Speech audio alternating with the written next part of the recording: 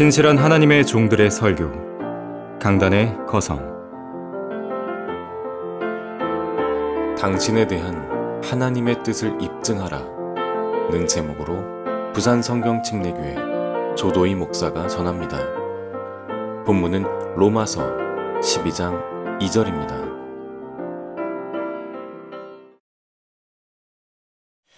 당신에 대한 하나님의 뜻을 입증하라라고 하는 제목으로 말씀드리겠습니다. 구원받은 하나님의 자녀에 대한 하나님의 뜻, 그것은 누리는 것이고 또 즐기는 것이고 향유하는 것이라 그렇게 말하고 있습니다. 하나님께서는 모든 하나님의 자녀가 부족함 없이 결핍된 것이 없이 모든 것을 누리기를 바라는 거예요. 이 세상에 있는 부유한 자들에게 명하여 마음이 교만해지지 말고 불확실한 재물을 신뢰하지 말며 오직 우리에게 모든 것을 풍요하게 주셔서 향유케 하시는 살아계신 하나님을 신뢰하라고 하라. 특별히 물질과 관련돼서 디모데전서 6장에서 여러 가지 구체적인 삶의 원칙들, 원리들을 말씀해 주셨는데 그 기본이 되어지는 마음은 무엇을 하든지 어떤 환경과 여건에 있든지 간에 즐거워했으면 좋겠다라고 하는 것입니다. 하나님의 자녀가. 우리도 그렇죠. 많이 배운 자식이건 그렇지 못한 자식이건 어떤 여건과 상황이 있든지 간에 건강했으면 좋겠어요. 가정에 불화 없이 서로 사이좋게 화목하게 지내기를 바랬으면 좋겠어요. 근데 그것이 대전제가 돼서 그 다음에 여러 가지 부수적인 일들이 일어나면 좋지요. 하나님의 관점은 하나님의 자녀들이 하나님으로 인해서 또 하나님의 것들로 인해서 즐기고 또 향유하기를 원한다 그렇게 말씀하십니다. 그러면 그 결과는 무엇이냐 그러면 이 지상에서의 사는 삶도 좋고요. 또 하나님께서 시간에 관련된 그 진리를 우리에게 말씀해 주셨는데 다가오는 세상에 대해서도 최상으로 잘 준비하고 잘 살 수 있어요. 다가오는 세상에 있어서도 곧 그들이 선을 행하고 선한 일에 부요하며 기꺼이 나누어주고 아낌없이 베풀므로써 자신들을 위하여 오는 때를 대비한 좋은 기초를 쌓도록 하라. 이는 영원한 생명을 붙들기 위함이라. 그래서 오전에도 살펴봤지만 하나님께서 원하시는 것, 그것은 하나님께서는 모든 하나님의 자녀가 잘 되기를 바란다라고 하는 것입니다. 구원받은 하나님의 자녀에 대한 뜻이 있어요. 그것을 하나님의 말씀을 통해서는 너무나 알기 쉽게 자상하게 알려주시는 것입니다. 하나님의 뜻은 이것이니 곧 너희의 거룩함이니라. 데살로니가전서 4장 3절 말씀이에요. 하나님의 뜻, 그것은 너희의 거룩함이라. 내가 거룩하니 너희도 거룩하라. 그렇게 말씀하신 부분이 있죠. 그런데 이 거룩하라라고 하는 이 부분은 성경적 관점에서 우리가 접근을 해야 되는데 구약에서의 거룩함이라고 하는 그 부분, 그것은 하나님의 목적을 위해서 따로 떼어놓는 것을 말하는 거죠. 그러니까 신약으로 넘어오면 하나님의 성품, 그것을 우리에게 나누어 주셨죠. 예수 그리스도께서 믿는 그리스도인 안에 거하고 계시는데 그분과 합하면 거룩한 거예요. 그런데 그 기점으로 해서 하나님의 뜻이 거룩하다라고 그렇게 말씀하셨는데 그 동일한 하나님의 뜻, 그것이 기뻐했으면 좋겠다라고 말씀하십니다. 하나님의 뜻은 무엇이냐? 거룩함인데 그 거룩함을 구체적으로 말씀하시는 그 부분에서 하나님의 자녀가 기뻐했으면 좋겠다. 활짝 웃었으면 좋겠다. 그래서 그 부분도 역시 마찬가지로 바울이 자유로운 몸을 가지고 성도들 앞에 설교하고 또 가르치고 성도들과 교제하는 그 가운데 기뻐했던 것, 그건 너무나 당연한 것이고요. 그러나 그 처절한 지하 감옥에 갇혀서 그 토굴 감옥이죠. 거기에 갇혀가지고서 언제 죽을지 모르는 그런 상황 가운데 있을 때에도 하나님의 바울을 향한 하나님의 뜻은 기뻐하라라고 하는 그 부분입니다. 무엇이 구분되면 그렇게 되는 것이냐 그러면 옷과 내 몸을 구분할 수 있는 분별력입니다. 내 몸이잖아요. 몸. 이게 본체잖아요. 옷이라고 하는 것은 아무리 귀하다 하더라도 잠정적이에요. 환경과 여건을 잘 구분하는 것이죠. 그 하나님의 뜻은 무엇이냐 그러면 하나님과의 끊임없는 교제예요. 또 하나는 다른 면에 있어서는 기도가 하나님과의 교제의 한 방편이니까 늘 하나님과 함께 있는 거예요. 그게 부담돼요.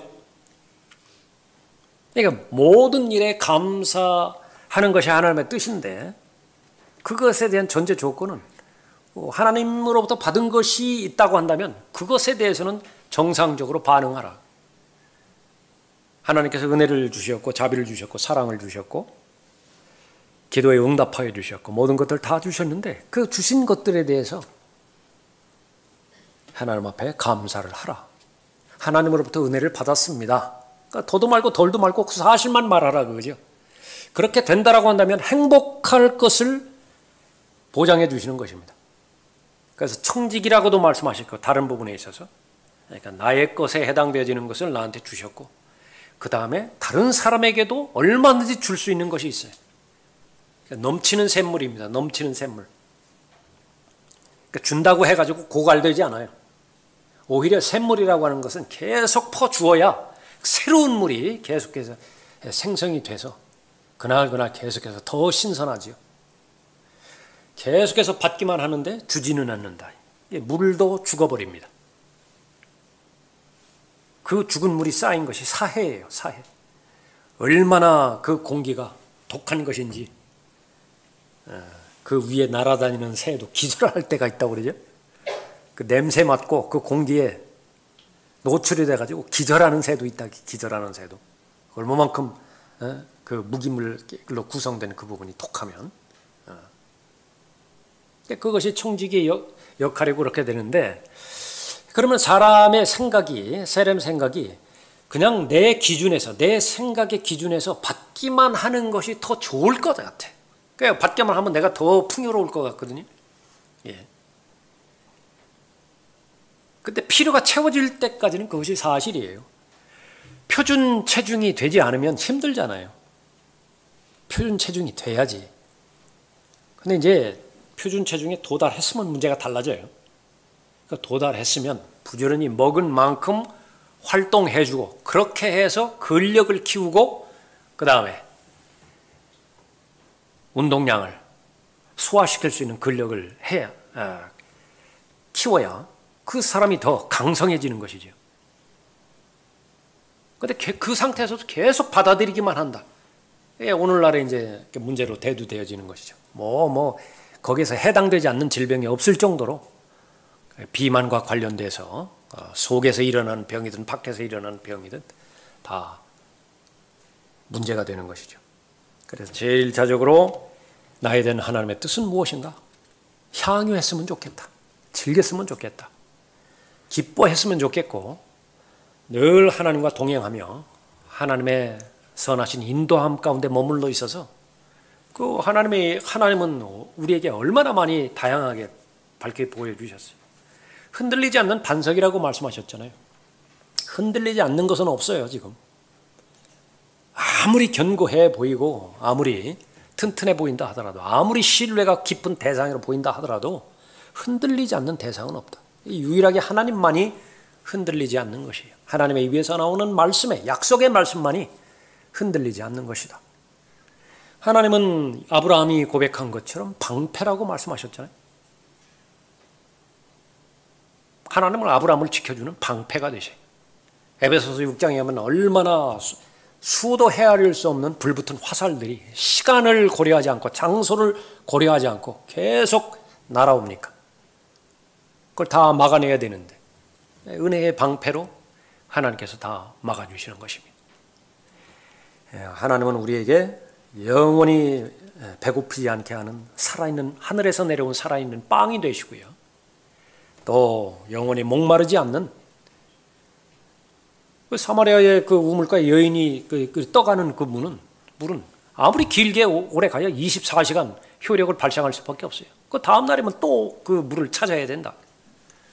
예수님께서 주시는 그 물, 그것은 영원히 목마르지 않는 살아있는 물이라 그렇게 말씀하셔요. 뭐 그 부분, 그런 하나님께서 우리에게 약속하신 그 부분은 어떤 면에서 말씀하시는 것이냐? 뭐 끝이 없죠. 성경에서 모든 것이 그런 약속으로 구성되었으니까 그런 것입니다. 계속해서 말씀하는 것은 그 하나님으로 인해서, 하나님께서 주신 것으로 인해서 즐기고 기뻐하고 또 하나님과 교제하고 또 주신 것들에 대해서 한번 받았다라고 한다면 그 다음에 계속 받아야 되잖아요. 성공과 번성과 번영은 지속될 때만이 의미가 있잖아요. 지금 반짝 성공하고 다음 달에 막 부도 직전에 몰리고 별로 의미가 없잖아요. 그러니까 지속적으로 번성해야 된다. 그러면 확인만 하면 된다고 말씀하십니다. 그것이 감사예요. 주셨다라고 한다면 감사하다고. 하나님 앞에 감사하다고. 그런 모든 것조차도 하나님과 함께 하기를 원하고 주신 것에 대해서 감사를 표명하기를 원하는 것조차도 궁극적으로는 하나님의 자녀를 위한 것이다 라고 하는 것이죠. 그것이 베푸시는 하나님, 주는 분이 바로 하나님이시다. 그래서 내 생각을 고치는 거예요. 내 생각에는 받으면 더 좋을 것으로 아는데 예수님의 말씀이 더 옳습니다. 받는 것보다 주는 것이 더 복이 돼요. 주면 더 복이 되어지는 것입니다. 왜냐하면 인간의 관점에서는 내가 하나 있는 것 하나 주면은 나한테는 제로가 될 것으로 보았지만은요, 물질적인 면에서는 그럴 수도 있다. 그러나 하나님의 계산법에 의해서는 내가 있는 것을 주면은 1+1이 돼요. 맞죠? 내가 있는 거 그대로 있어요. 최소한 그대로 있다고요. 그런데 다른 사람은 하나 더 간다고 말해요. 동시에 그 사람은 마음에 의해서 살아가는 사람인데 그 마음이 하나님의 은혜로 가득 채워지게 되어지는 것입니다. 당신에 대한 하나님의 뜻을 입증하라. 이것이 나에게 진리가 되기 위해서는 입증하기를 바라기를 원하시는 것입니다. 너희가 믿음 안에 있는지 너희 자신을 스스로 시험하고 스스로 입증하라. 시험은 왜 보는 거죠? 자격을 갖추었는지 그렇지 않았는지 국가가 검증을 하고 입증을 하기 위해서 시험을 하는데, 그런 것에는 한계가 있죠. 뭐 시험 잘 봤다고 그것이 실력하고 연결되어지는 것도 아니고요. 그 사람이 알고 있는데 말로 표현을 잘하는 사람도 있고 말의 표현이 서툰 사람도 있어요. 그러면 사람들은 그 결과만 가지고 평가할 수밖에 없습니다. 저 사람이 전달을 잘하니까 저 사람이 더 많이 하나 보다, 더 확실한 것보다. 물론 그런 부분도 있어요. 그런 부분을 위해서 우리가 계속 노력을 해야 되지만은, 그러나 그렇지 않은 경우도 있습니다. 사람의 일이기 때문에 그런 것이에요. 그러나 하나님의 일에 관련돼서는 분명하게 명백하게 말씀합니다. 여기에도 시험이 필요하고요, 여기에도 입증되어지는 단계가 필요하다고 말씀하십니다. 무엇에 대해서요? 믿음에 대해서.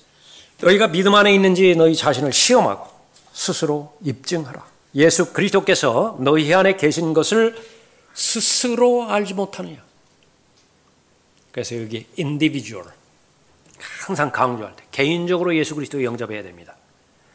personally 인격적으로 예수 그리스도를 영접해야 됩니다. 개인적으로 영접하고 인격적으로 영접한다는 그 마음이 마음으로 믿는다는 말이에요. 그 마음으로 믿어야 구원받는다. 마음으로 믿어야. 여기도 마찬가지로 고린도후서 13장 5절 말씀인데 스스로 알지 못하느냐. 처음에는 잘 알지 못했을 때는 목사가 검증해 줍니다. 그렇게 성경대로 믿으면 성경은 구원에 대해서 보증해 줍니다. 처음에 그렇게 시작했을는지 몰라요. 그 시간이 지나서 이제 내가 인식하는 것입니다. 내가 구원받았구나. 약속의 말씀이 우선적으로 그것을 지지해 주고요. 그 약속의 말씀이 내 안에서 일어나는 거예요. 역사에서 하나님께서 이 일을 하신다라고 하는 것. 다시 말하면 확신이라고 하는 것은 하나님께서 말씀을 통해서 주신 결과거든요. 그러니까 내가 내 안에서 그게 발견이 되는 거예요. 그러니까 내가 아는 것입니다. 시간이 조금 지나면 이제 겉으로, 그러니까 밖으로 구원의 확신에 대한 열매들이 나타나게 되어지는 것이죠. 전체적으로 봤을 때 나는 경향이 달라진 사람이에요. 기울기가 달라진 사람이라. 그 전에는 죄에 대해서 기울어졌고 세상의 가치관과 풍조에 대해서 기울어졌고 마귀가 주는 생각에 대해서, 다시 말하면 온갖 이 세상을 뒤덮고 있는 사상, 조류, 철학, 이데올로기, 신념, 여러 가지 다양한 종교, 그 부분에 대해서 동의하는 마음이 컸었는데 이제는 경향이 달라졌어요. 하나님의 말씀으로 기울어졌다. 설령 내가 싫어하는 죄를 짓고 있는 상황이라 하더라도 내가 싫어요. 그 상황이. 구원받은 증거입니다. 이걸 하지 말아야지 하면서도 계속 할 수밖에 없어요. 그러면서도 나는 싫어요. 그 하는 일이. 그리스도 안에 있는 새로운 피조물의 새로운 경향이에요. 그 마음에 소원이 있으면 기도하겠죠. 그 기도는 하나님께서 반드시 응답해 주시고 들어주십니다. 그럼 이제 살 것 같다고요. 내가 그렇게 하기 싫어하는 거 이제 안 해도 돼요. 내가 하고 싶었던 거 하고 싶은데 내 육신이 행하도록 허용을 안 해요. 그래서 못한다고요. 늘 후회가 돼요. 했었어야 되는데 길게는 10년 전에 그 생각을 하고 있었다고요. 근데 10년 지남까지 오늘까지도 계속 그거 되뇌이고 있어요. 그러다가 어느 날 마침내 해냈어요. 아, 얼마나 좋은지요. 하나님 앞에 드리는 감사죠. 새로운 피조물입니다. 입증하라. 작은 부분부터 많은 부분까지 우리에게 말씀하고 있습니다. 그러지 못하면, 입증해내지 못하면 어떻게 되는 것이에요? 너희는 버림받은 자들이라. examine, prove. 오늘 본문 말씀도 마찬가지입니다. 너희는 이 세상과 일치하지 말고 너희 마음을 새롭게 함으로써 변화를 받아 하나님의 선하시고 기뻐하시고 온전한 뜻이 무엇인지 입증하도록 하라. 여기도 마찬가지로 prove, 증명하라. 수학에서 제일 까다로운 문제 가운데, 형태 가운데 하나죠. 다음을 증명하라. 그 말입니다. 나에 대한 하나님의 뜻을 입증하는 데 있어서 첫 번째, 나는 영적인 사람이 되어야 됩니다. 영적인 사람이 돼요. 다시 보십시오. 2절에 너희는 이 세상과 일치하지 말고 너희 마음을 새롭게 함으로써 변화를 받아. 마음에 관련된 부분이 하나님의 뜻을 분별할 수 있는 가장 중요한 중심이 되는 것입니다. 어떠한 마음을 가졌느냐? 구원받았는데 이 마음의 변화가 일어나지 않는 사람, 그것은 나머지 일생이 계속 하나님과 대적하는 상태에서 그렇게 살아갈 수밖에 없는 것입니다. 형제들아, 내가 너희에게 영적인 사람을 대하는 것처럼 말할 수 없어서 육신적인 사람, 즉 그리스도 안에서 어린 아기들을 대함과 같이 하노라. 성경에서 어린 아기들에 대해서 두 면에 대해서 언급하고 있어요. 처음에는 아주 하나님께서 기뻐하시는 대상, 하나님께서 보고 싶어하는 대상, 기쁨의 원천이고 즐거움의 원천인 대상으로서의 어린 아기들이 있죠. 그것은 말씀으로 거듭난 사람을 말하는 것입니다. 그 어린 아기들은 얼마나 기뻐하는지요. 어린 아이가 한번 출생했다가 하늘에서 대대적으로 보고가 이루어지는 것입니다. 누가복음 15장에 의하면 잃어버린 자가 구원을 받았다라고 한다면, 그리하여 어린아이가 하나님 가족 안에서 어린아이로 태어났다라고 한다면 그거보다 더 기쁜 일이 없어요. 하나님의 걱정거리, 두통거리, 골칫거리, 그 어린아이가 자라기를 거부해버렸어요. 그러면 그것처럼 마음 아픈 일이 없다. 가정에서 일어나는 일 마찬가지죠. 출생 그 일보다 더 큰 일이 어디 있겠어요. 부부 사이에. 근데 때가 있는데 그 때가 지났음에도 불구하고 여전히 다음 단계로 넘어가지를 못해요. 그런데 고집은 점점 세진다. 어떻게 감당을 하느냐. 어떻게 감당을 해. 내가 너희를 저주로 먹이고 고기로 먹이지 아니하였으니 이는 너희가 지금까지 소화시킬 수 없었으며. 왜 소화가 안 되죠? 위장이 튼튼하지 못해서 그렇죠. 왜 위장이 튼튼하지 못해? 반드시 필요한 필수 요소가 있어야 되는데 무슨 염산이라든지 소화액이 뭐 췌장에서 뭐가 나와야 된다든지 뭐가 돼야 될 거 아니에요. 그러면 그 기능들이 각 소장의 기능들이 제 기능을 발휘를 해야 되는데 기능을 발휘하지 않아요. 거부했기 때문에 그래요. 왜 거부했는 것이냐? 고의적으로 순종하기를 거부했어요. 그래서 무서운 것은 고의적인 불순종입니다. 아주 뿌리 깊은 마귀가 쳐놓은 계략이에요. 내가 어떤 영역에 있어서는 고의적으로 알고 싶지 않아요. 왜 그런 것이냐? 알면 행해야 된다라는 부담이 먼저 다가와요. 그거 알면 먼저 행해야 돼요. 그 사람의 가정 상태에서 물어보고 싶지 않아요. 뻔하거든요. 어려울 수밖에 없어요. 그 가정이. 근데 그 사실을 내가 알면은요, 내가 도와주지 않을 수 없어요. 상대방도 알고 있다고요. 자신의 처지가 어려운 것인지. 차라리 모르면 부담이 없다. 하나님의 뜻을 그런 방향에서 받아들인 자체가 어두움 가운데 있다라고 하는 그 부분이죠. 어린아이들은 그런 상태에서요. 이 당장 내 혀맛을 즐겁게 해주는 막대사탕, 요거 뺏길 거 분명하다고요. 그렇기 때문에 그거는 반드시 숨겨야 돼요. 그러니까 자신의 입장에서는 이 막대사탕보다 눈깔 사탕이라고 그래? 그거보다 더 좋은 건 없어요, 이 세상에. 아무리 더 비싸다고 해도. 어린아기들입니다. 소화시킬 수 없었으며 고의적으로 순종을 거부해버렸어요. 아직도 그러하니라. 너희는 여전히 육신적인 사람이라. 본인에게만 국한된 것이 아니라 다른 사람이 어려워져요. 다른 사람이 어려워진다. 너희 가운데 시기와 다툼과 분열이 있으니 어찌 너희가 육신적이 아니며 사람을 따라 행하는 자가 아니리요. 그 유명한 바울의 이름에 먹칠을 해버립니다. 그 하나님께서 다시 한번 두 번째 기회를 주신 베드로, 그 사역을 더럽혀요. 나는 바울에게 속한다 하고 또 다른 사람은 나는 아폴로에게 속한다 하니 너희가 육신적이 아니냐? 그러면 바울은 누구이며 또 아폴로는 누구냐? 주께서 모든 사람에게 주신 대로 그들에 의하여 너희가 믿게 된 일꾼들이 아니냐? 예. 그 분명히 하나님께서 보내주신 귀한 청직이고 사역자이고 도구임에도 불구하고 우상으로 만들어버려요. 사람을 따르는 자가 되어져 버린다.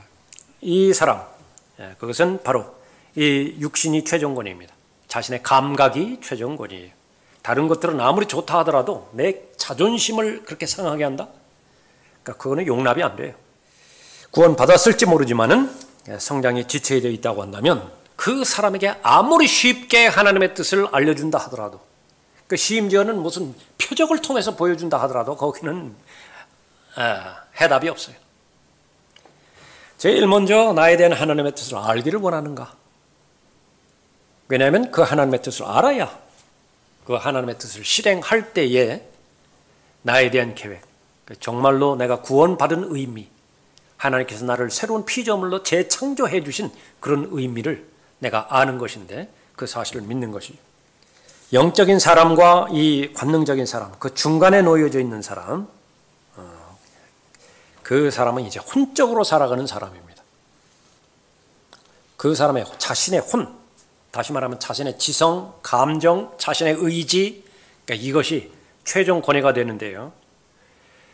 여기에서 헤어나지 못하면 좀 어려워요.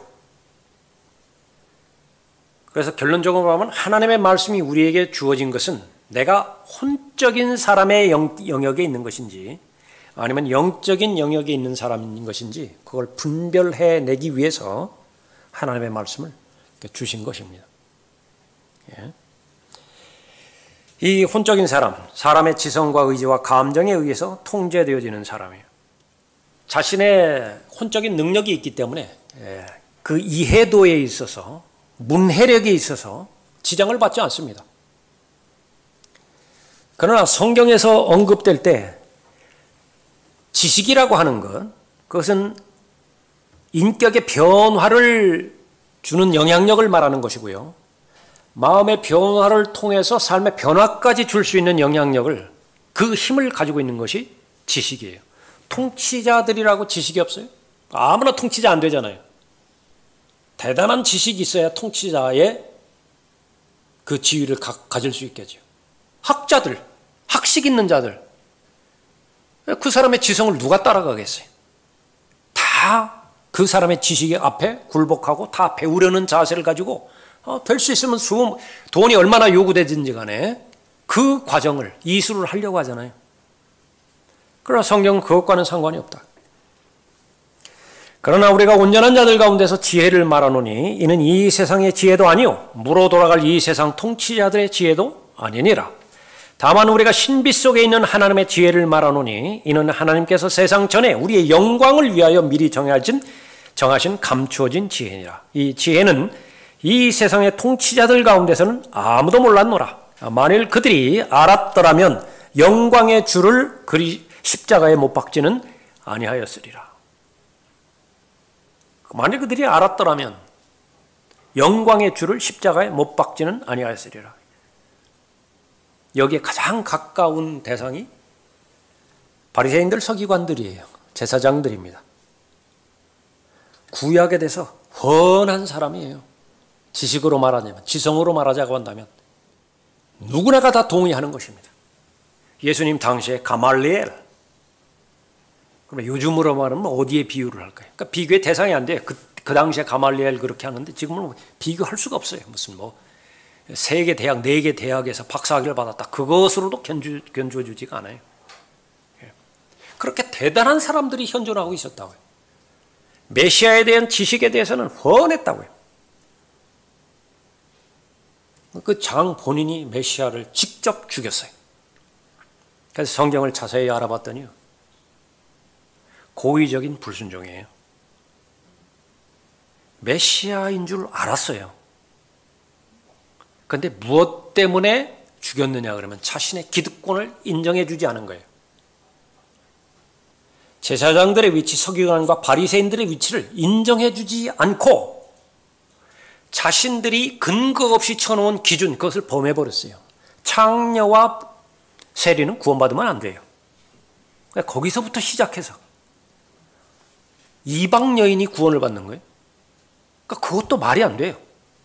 그 뿌리 깊은 그 불신은 어디까지 지속되느냐 그러면 사도행전 2장을 넘어서 베드로가 분명히 하나님의 은혜의 복음의 경륜에까지 왔는데 아직까지도 그것을 구분하지 못해요. 음식 가운데서도 먹어서는 안 되는 음식이 있고 먹을 수 있는 음식이 있다고 아직까지도 여전히 그 부분에 대해서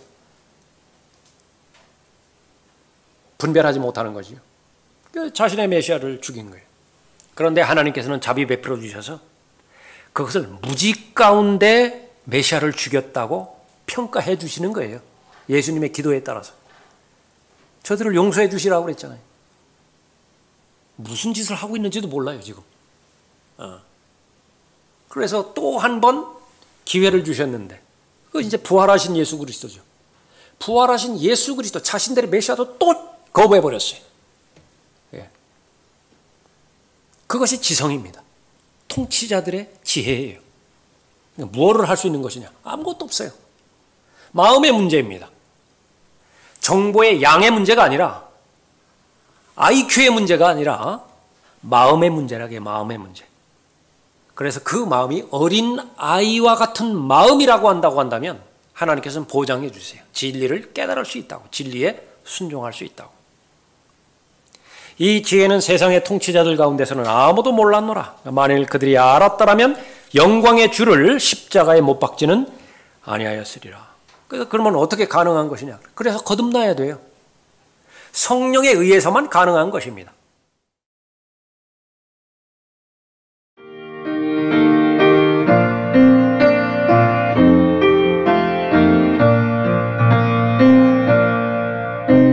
복음과 진리를 전하는 방송 KBS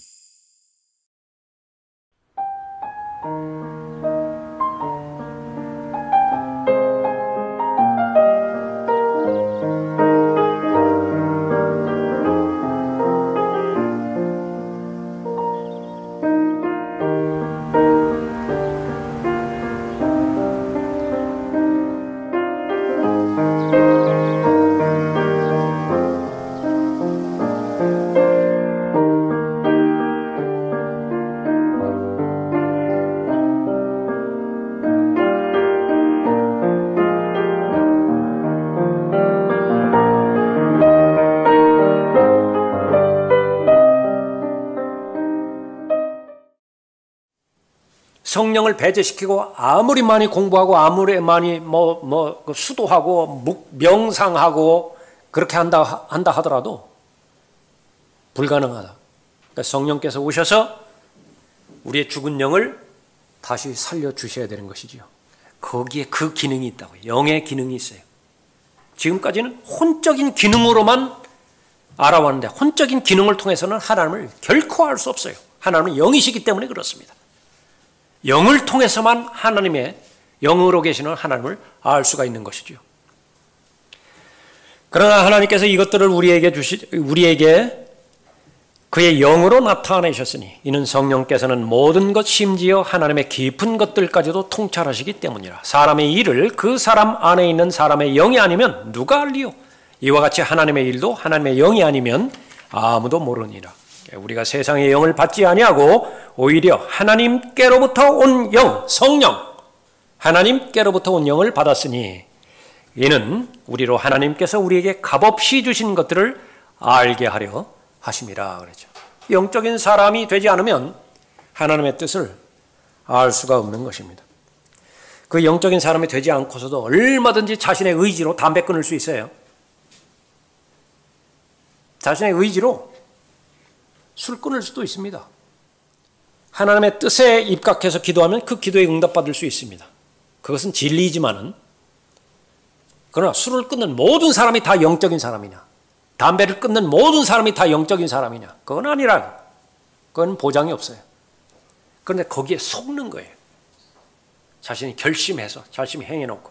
그렇다고 한다면 가장 중요한 영적인 사람의 그 핵심은 무엇이냐? 성령의 통제를 받는 사람이에요.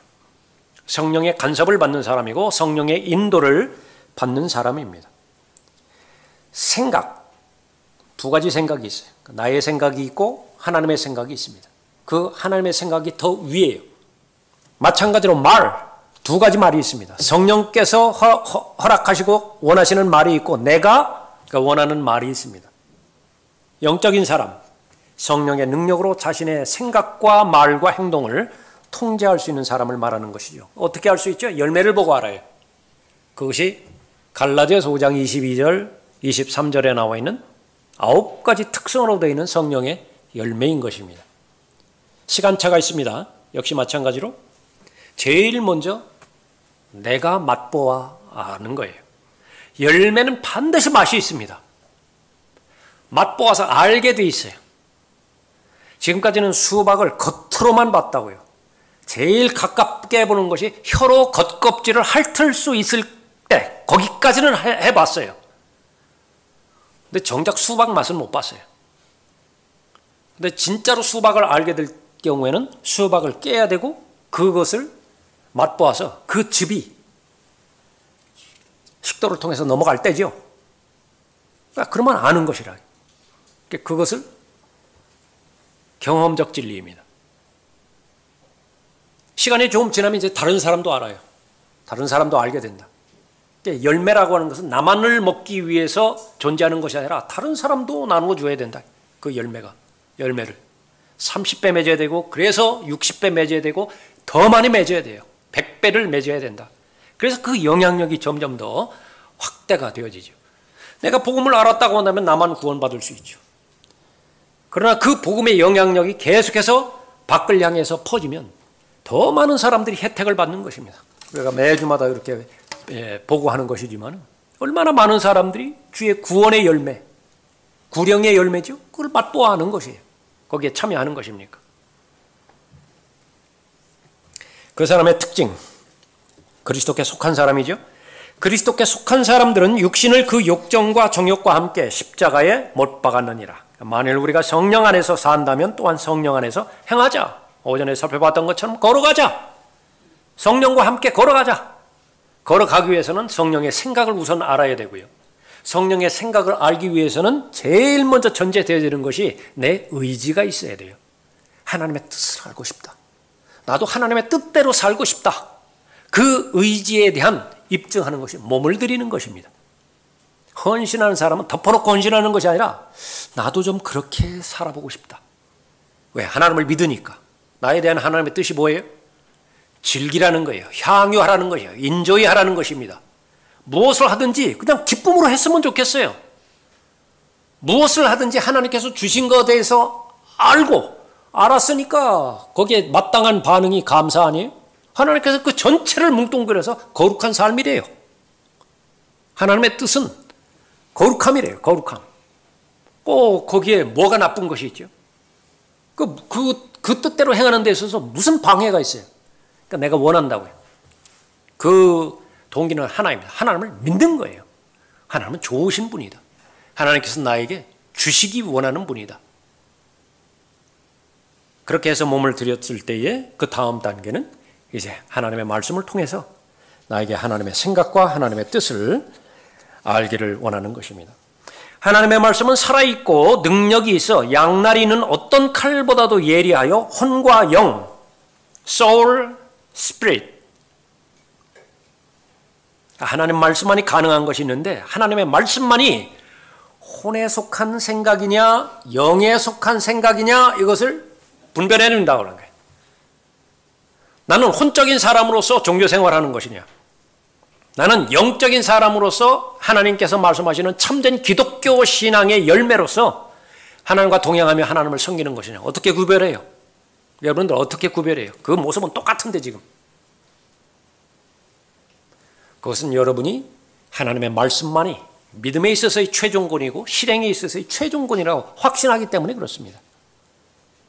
그래서 여러분은 여러분 자신에 대해서 미혹당하지 않아요. 스스로 속지 않아요.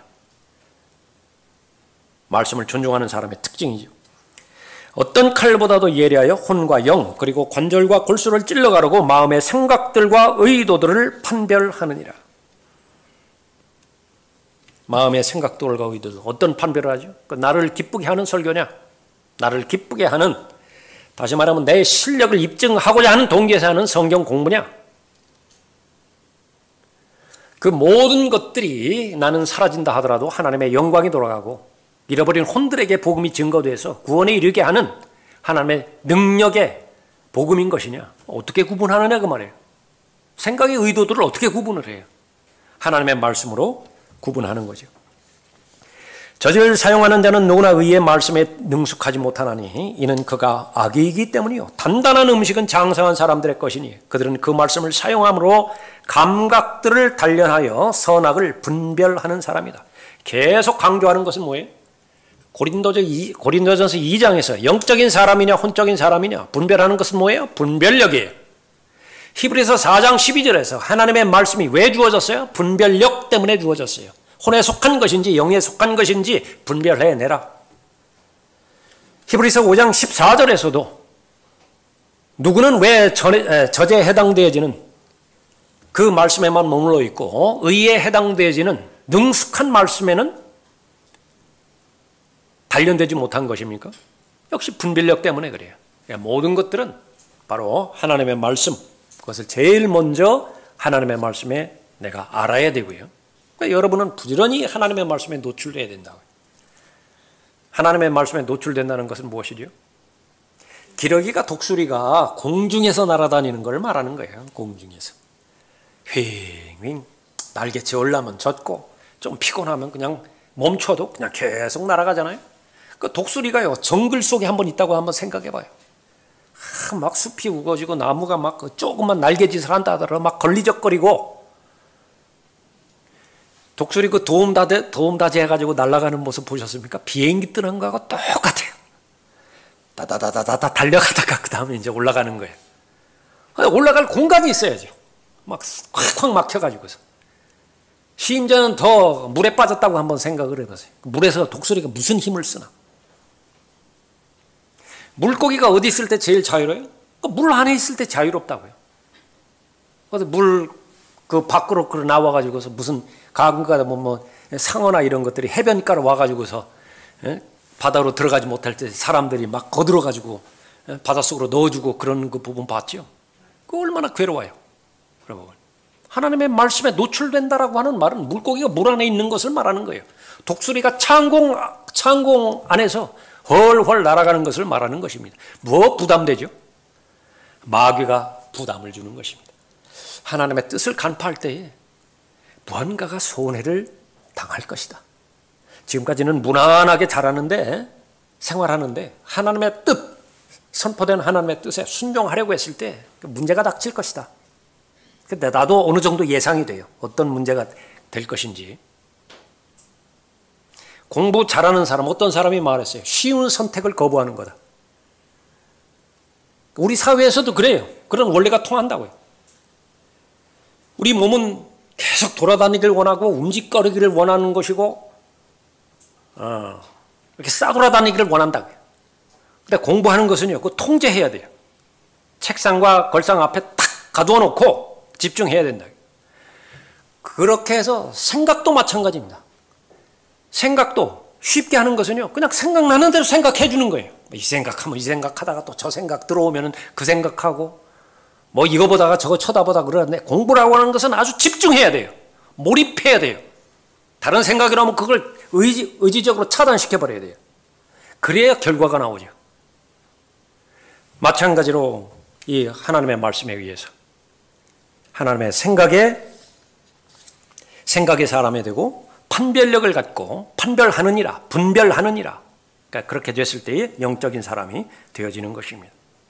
마음을 새롭게 함으로 변화를 받아야 되죠. 하나님의 말씀을 통해서 가능한 것입니다. 여러분이 이것을 아주 집중적으로 생각하고 말씀을 계속 묵상하셨던 그렇지 못하셨던 간에, 설교를 들으셨던 그렇지 못했던 간에, 체계적인 공부를 하든 그렇지 못하든 간에 분명한 원대한 목적은, 동기는 뭐냐? 마음을 새롭게 함으로 변화를 받을 때에 우리는 영적인 사람이 되는 것인데, 그래야 하나님의 뜻을 간파할 수 있는 것인데, 그것은 하나님의 말씀으로만 가능하다. 변개된 말씀, 왜 문제를 일으키는 것인지 우리가 잘 알고 있죠. 하나님의 말씀을 정직하게 대하고 그것이 하나님께서 그 문맥을 통해서 나에게 주신 말씀이라고 한다면 내가 핑계하지 않고 거부하지 않고 미루지 않고 즉각적으로 순종해야 된다는 것을 아는 것입니다. 마지막 두 번째로 믿음으로 걸어가는 것입니다. 입증하기 위해서는 2절 다시 보십시오. 너희는 이 세상과 일치하지 말고 너희 마음을 새롭게 함으로써 변화를 받아 하나님의 선하시고 기뻐하시고 온전하신 뜻이 무엇인지 입증하도록 하라. 하나님의 말씀에 내가 하나님의 말씀의 도움으로 영적인 사람이 되겠다 그렇게 말했을 때 하나님께서는 하나님의 뜻을 보여주십니다. 선하신 뜻이 있다고요. Good will입니다. 하나님께서 모든 것을 창조하시고 하셨을 때 뭐라고 말씀하셨어요? Good 그랬다고요. 좋아요. 하나님께서 창조하신 것은 다 좋다고요. 하나님의 선하신 뜻이 있습니다. 하나님께서 나에게 무엇을 행하라고 요구하셨을 때 그것은 다 좋은 거예요. 잠깐 생각할 때 손에 가져올 수 있다고 생각이 되어지지만, 문제를 일으킬 것이라고 그 생각이 되어지지만 그것은 육신이 주는 생각이고 마귀가 주는 생각이에요. 극복해야 되죠. 무엇으로 극복하죠? 하나님을 믿어드려야 된다고요. 그러면 극복이 가능한 것입니다. 우리가 알거니와 하나님을 사랑하는 자들, 곧 그분의 목적에 따라 부르심을 받은 자들에게는, 구원받은 사람들이 구원받았다라고 한다면 모든 일이 합력하여 선을 이루느니라. 하나님의 선하신 뜻입니다. 그것을 알게 해주시는 것이 경험으로 알기도 하고요, 또 믿음으로 알기도 합니다. 요셉의 제일 마지막 고백이 그거였어요. 형들이 나를 팔았어요? 형들이 어떻게 생각하는지는 몰라요. 그건 마음대로 생각하세요. 그러나 나에 관한 하나님의 뜻은 선을 이루기 위함이었어요. 그 선을 이루기 위한 과정 가운데서 형들을 사용해서 나를 팔았다고 하는데, 하나님의 도구로 쓰임받은 형들, 나한테는 감사의 대상이에요. 내 진실된 마음입니다. 창세기 50장 20절 말씀이죠. 하나님의 기뻐하시는 뜻, 그것을 또 발견하게 하시는 것입니다. 하나님의 말씀이 우리에게 계시될 때 하나님은 그 누구보다도 기뻐하십니다. 공부 잘했을 때 그 누구보다도 엄마 아빠가 기뻐하시는 거예요. 내가 원하는 목표에 통과됐을 때, 합격했을 때에 그 누구보다도 엄마 아빠가 기뻐해요. 군대 시험에 합격했을 때도 그래요? 그럴 것 같아요. 자식이 그처럼 애써서 그 군에 가려고 말이죠. 그 시험 통과해서 그렇게 했는데 합격이 됐다. 그 엄마 아빠도 기쁘다고요. 무한 확대하십시다. 하나님의 뜻이에요. 기뻐하시는 뜻. 우리를 성장시키는데 우리는 반드시 경험들을 통해서 우리를 성장시킵니다. 경험이 없는 성숙은 없어요. 믿음의 조상 아브라함 창세기 22장에서 그 믿음은 계속 시험당하고 입증되어야 돼요. 그 결과 더 큰 믿음, 더 견고한 믿음, 흔들리지 않는 믿음으로 우뚝 설 수 있는 것이죠. 하나님의 완벽한 뜻이 있습니다. 온전하신 뜻이에요. 믿음이 성장하면서 하나님을 더 잘 알아가면서 하나님의 그 깊은 뜻들, 그것을 잘 알아가는 것입니다. 심지어 예수님마저도 그 하나님의 뜻을 분별하는데 어려움이 있었던 것이에요. 겟세마네 동산에서 그 고뇌의 기도가 그것을 말해주는 것이죠. 예수님도 그랬어요. 그러니까 용기를 가지세요. 어떤 하나님의 뜻이 다르었을 때 이건 아닌 것 같다. 아니면 혹은 알아도 이것은 나를 비켜갔으면 좋겠다. 다 일어나요. 그건 하나님이 모르는 바가 아닙니다. 그러나 그때 각자의 믿음의 분량이 있어요. 예수님은 예수님의 믿음의 분량이 있고요. 나는 나의 믿음의 분량이 있습니다. 그 믿음의 분량을 사용하기를 원하세요. 전제 조건은 무엇이죠? 하나님을 믿어야 돼요. 그렇게 된다라고 한다면 하나님께서는 우리의 처한 여건과 상경과 환경과 전혀 무관하게 하나님의 뜻을 보여주시고 실행할 수 있는 능력과 용기를 주셔서 마침내 하나님의 뜻을 실행하게 하시는 것입니다. 지금 내 상태와는 전혀 상관없습니다. 나를 보지 마세요. 그러면 소망이 없어요. 나를 보면. 하나님도 그것을 입증해 주세요. 형제들아 너희는 너희의 부르심을 보라. 보지 말라는 거예요. 보지 말라는 거예요. 한번 봤죠? 하나님 관점에서 나를 보면 어떻게 돼요? 그 깊은 동짓날이 제일 어두운가요? 거기에 등잔 하나만 있어도 환한 것인데요. 그 등잔을 촛불로 한번 대체시켰을 때 그 밝기를 아세요? 안 보이는 것이 없어요. 그게.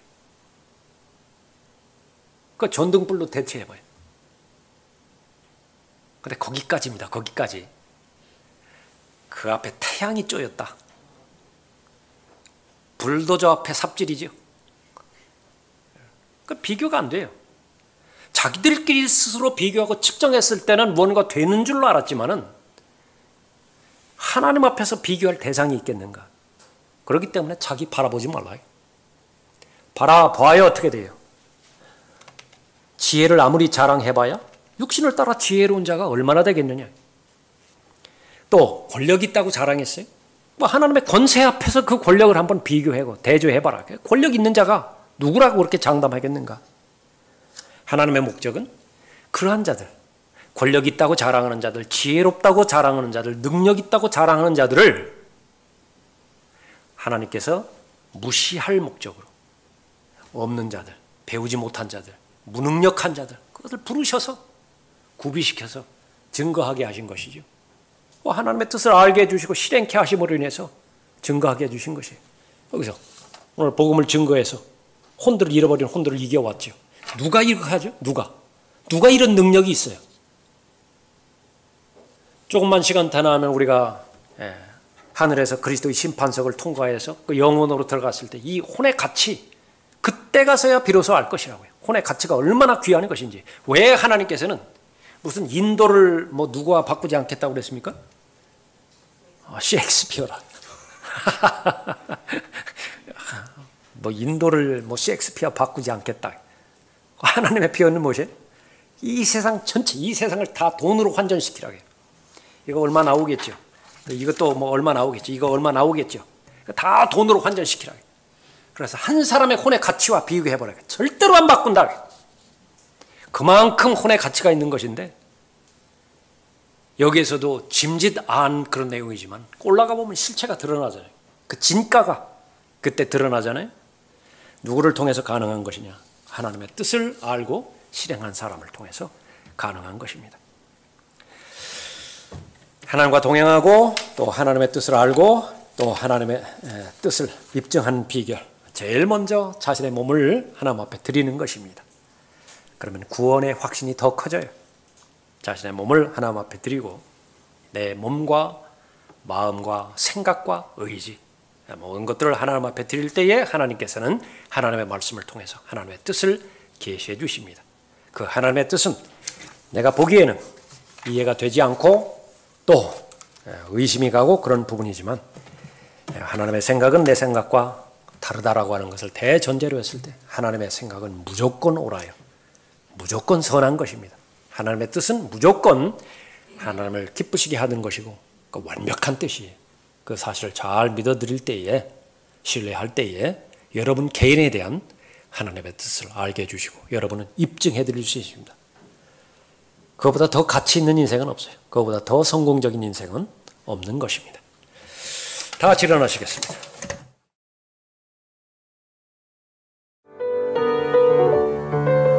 이상 강단의 거성을 마치겠습니다.